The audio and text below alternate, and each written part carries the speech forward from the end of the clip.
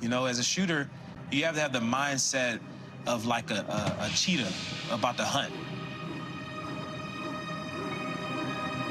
You know, you got to be patient. You got to understand when it's time to go, that's the time. But if you're not like that, you'll lose your milk. Chris Matthews, a.k.a. lethal shooter, a.k.a. one of the best shooters walking this planet. That's a snippet of life in basketball, the rise of the lethal shooter. From our next guest, our guest host, Chris Matthews. You can watch the masterpiece right now on Red Bull TV. We watched it this morning. The documentary tells the story of his journey from underprivileged childhood and homelessness to becoming one of the world's most respected and in-demand shooting coaches. Here now to talk about this calling and his growing success is Chris. Thank you so much. Thank you for having me. Oh, and it really is a masterpiece. When I wrote that, I meant it. Talk about why you wanted to tell your story on film and why now. Just basically, you know, growing up in the DMV made me who I am today, and I want other people that come from where I come from to understand that giving up is never an option. So if you're going through something in life, same things I went through, being homeless, growing up, being on EBT, different things, fighting different battles, not growing up with my biological parents as well, but those are things that motivate me. You know, of course, I went through depression, I went through moments where I was down on myself, but I used those moments to push myself to be great. And if I would have quit, I wouldn't be sitting here with you both. And you made it to pro, you're living your dream literally, and then you have this lung injury, and you're not able to play anymore. How did you pivot that into becoming the coach you are today? How did you get that calling? Yeah, so I played pro overseas for 7 years, and yes, my lung did collapse, and I still have slight heart issues right now, and I have to do like extreme content because, you know, I am signed to the best energy drink in the world right now, Red Bull.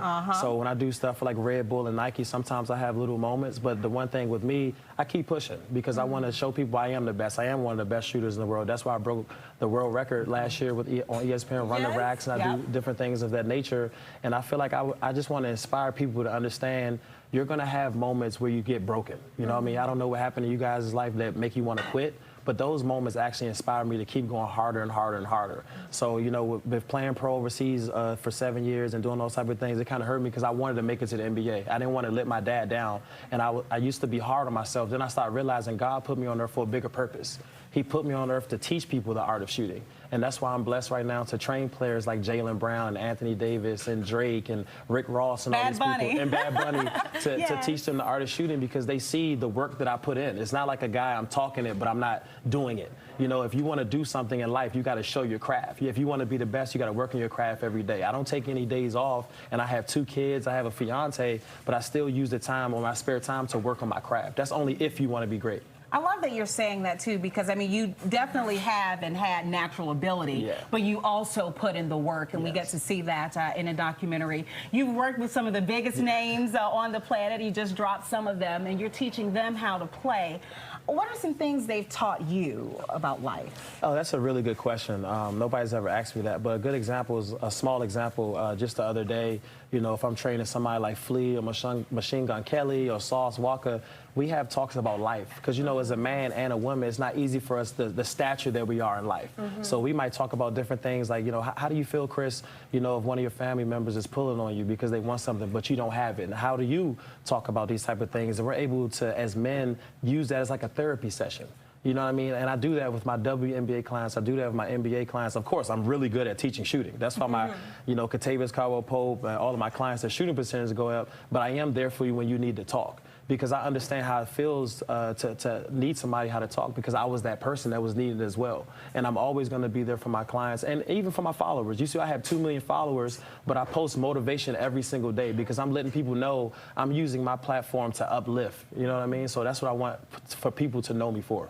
Your page is so powerful when you look at your social media. Speaking to all the kids out there in the DMV watching you and, you know, idolizing your career and seeing what you did, what would you tell the kids who are in school right now, maybe going through their own family struggles? Just basically keep your head up. You know what I mean? When you're in class, huge education. Don't try to be the class clown, because what people don't know about me, you know, I was getting kicked out of school. You know, I went to Rudolph Elementary School uptown. I got kicked out. I went to St. Gabriel's. I got kicked out. But those moments motivated me to learn that being a class clown isn't cool.